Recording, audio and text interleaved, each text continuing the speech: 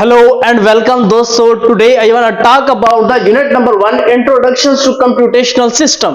ठीक है, आज हम इंट्रोडक्शन टू कंप्यूटर सिस्टम्स के बारे में क्या करेंगे, जानेंगे. ठीक है, ये चैप्टर नंबर 9th का 1 है. ठीक है, 9th क्लास है. ये स्पेशल मैं मून कॉलेज वाले स्टूडेंट्स के लिए बना रहा हूँ. आपने ये लास्ट में देखना है. ठीक है, कंप्यूटेशनल सिस्टम क्या होता है? A computational system is an organized of interdependent parts that work together to perform specific tasks or functions and to achieve a common goal. अच्छा, interdependent parts क्या होते हैं? interdependent parts ये चीज होती है कि ये जो जितने भी पार्ट्स हैं, देखिए इनपुट है, सीपीयू है, ये सारे के सारे इंटरडिपेंडेंट पार्ट हैं. ये मिलके सारे क्या कर रहे होते हैं? काम कर रहे होते हैं to achieve the broad objectives. ठीक है, ब्रॉड ऑब्जेक्टिव्स के कॉमन गोल के लिए वो क्या कर रहे होते हैं? काम कर रहे होते हैं. क्योंकि यूजर आता है, वो अपना काम टास्क परफॉर्म करवा रहा होता है, कोई भी इनपुट देता है तो वो उसके लिए उसकी रिक्वायरमेंट्स के मुताबिक उसने क्या करना है? सीपीयू ने काम करना है. ठीक है, broad objectives. The idea of system is used to explain both external as well as internal reality ones. आपका क्या होगा? ये जो बाहर वाले कंपोनेंट्स हैं कंप्यूटर के, ठीक है, इनपुट डिवाइसेस होगी, आउटपुट डिवाइसेस होगी, डिस्प्ले स्क्रीन हो गई, ठीक है, जितनी भी ये आउट यानी एक्सटर्नल जो डिवाइसेस हैं वो भी काम कर रही होती हैं, और इंटरनल पार्ट्स यानी एएलयू, सीयू, कंट्रोल यूनिट, ये सारे के सारे देखें, सीयू, एएलयू और मेमोरी, ये सारे के सारे इंटरनल क्या होते हैं? इंटरनल रियलिटी है जो आप ये क्या कर रहे होते हैं? परफॉर्म करवा रहे होते हैं. ठीक है, अब इसके बारे में हम जानेंगे कि इंफॉर्मेशन सिस्टम क्या होता है. दूसरी एक टर्म यूज की जाती है, information system. It is a combination of technology and people collect data, process data, ठीक है, stores data and shares data to help an organization to make correct decisions, operate effectively.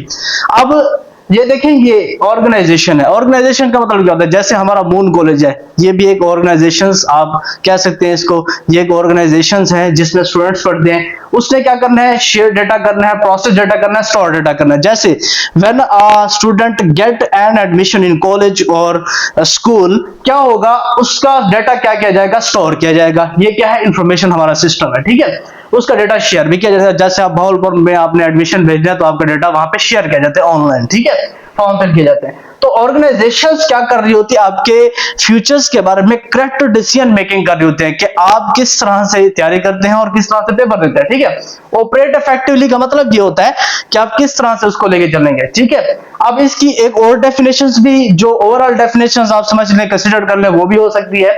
The set of components that are participated to do some special task. ऐसे component जो participate करते हैं कोई ना कोई special task perform करवाने के लिए. ठीक है, तो सम इंपॉर्टेंट फंक्शंस है that are performed by system. ये सिस्टम की तरफ से कुछ इंपॉर्टेंट क्या है? कंपोनेंट्स हैं जो फंक्शंस को परफॉर्म करवाने के लिए यूज किए जाते हैं. आइए वो देखते हैं कौन कौन से हैं. आपके पास क्या आ जाता है? सीपीयू आता है. सीपीयू पहले नंबर पे. सीपीयू क्या होता है? देखें, user sends instructions to CPU. Input क्या होती है हमारे? पहले नंबर पे इनपुट हम देखेंगे. Input, anything given to the computer is called the input. Input कैसे होगी? Is given by the user. जो आपकी इनपुट होगी वो, मैं यूजर हूं, मैं कंप्यूटर क्या कर रहा हूं? ऑपरेट कर रहा हूं. तो मेरी जो इनपुट होगी वो मैंने किसको देनी है? सीपीयू को. CPU is the manager of the computer, it is the brain of the computer, it is the supervisor of the computer. जो क्या कर रहा है? कंट्रोल कर रहा है.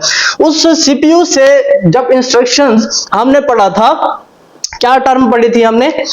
Internal reality. ये टर्म पढ़ी थी ना हमने, ये देखें, इंटरनल रियलिटी. जो सीपीयू के पास, सीपीयू जो आपका क्या होता है? सीपीयू एक बॉक्स का डब्बा बना होता है, उसको सीपीयू कहा जाता है. अब सीपीयू ने क्या करना है? वर्क असाइन करना है. सीपीयू के अंदर इंटरनल रियलिटी मींस के जो आपके अंदर वाला काम होगा इसके अंदर, वो वाला क्या किया जाएगा? डिस्कस किया जाएगा. कंट्रोल यूनिट होगा.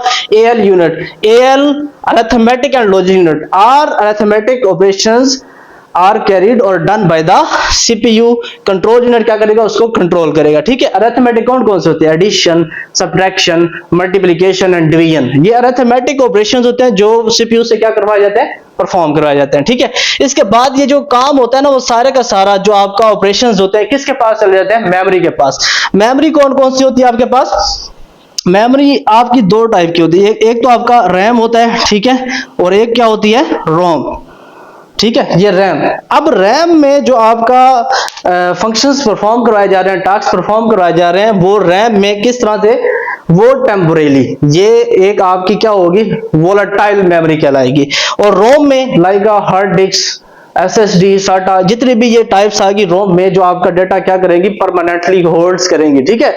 इसको नॉन वोलेटाइल मेमोरी के नाम से भी जाना जाता है, ठीक है, रोम को। तो ये सारे का सारा जो प्रोसेस है, जब हम इनपुट देते हैं सीपीयू को, सीपीयू से कंट्रोल यूनिट से ALU, ALCU से सीधा मेमोरी में जाती है, मेमोरी से फिर दोबारा क्या होगा, ये इसने रिजल्ट भी तो देना है ना, ये उसके पास जाएगी ALU के पास, ALU से फिर सीधी होती हुई किसके पास जाएगी, सीयू के पास सेंट्रल प्रोसेसिंग यूनिट से सीधी कहां जाएगी उसने, क्योंकि आउटपुट तो देनी है ना। The output, the result display screen, the result display screen is called output, वो आपकी क्या कहलाती है, आउटपुट कहलाती है। तो कंप्यूटेशनल सिस्टम वर्क कैसे करता है, आज का हमारा एक और सवाल एक यहाँ पे राइज अप होता है कि हाउ द कंप्यूटेशनल वर्क्स, के कंप्यूटेशनल सिस्टम जो होता है ना वो वर्क कैसे करता है, ठीक है। आप ऐसे एक इनपुट देते हैं, फिर ये सीपीयू में जाती है, फिर आपकी आउटपुट आ जाती है। तो दोस्तों अगर ये मेरी वीडियो देखें, आपको यूट्यूब पे इस तरह की कोई भी वीडियो नहीं मिली होगी, मैंने आपके लिए बहुत ज्यादा स्ट्रगल किया है। तो वो 3 मैजिक जो है ना, वो लाइक, सब्सक्राइब और कमेंट करना ना भूलिएगा। जब तक ये आप नहीं करेंगे, जब आप कर लेंगे ना तो मुझे और शक्ति मिलेगी, जब शक्ति मिलेगी तो मैं आपके लिए और वीडियो बनाऊंगा। तो ये भूलना नहीं है, ये लाइक, सब्सक्राइब और कमेंट करने के लिए, ठीक है। Thank you.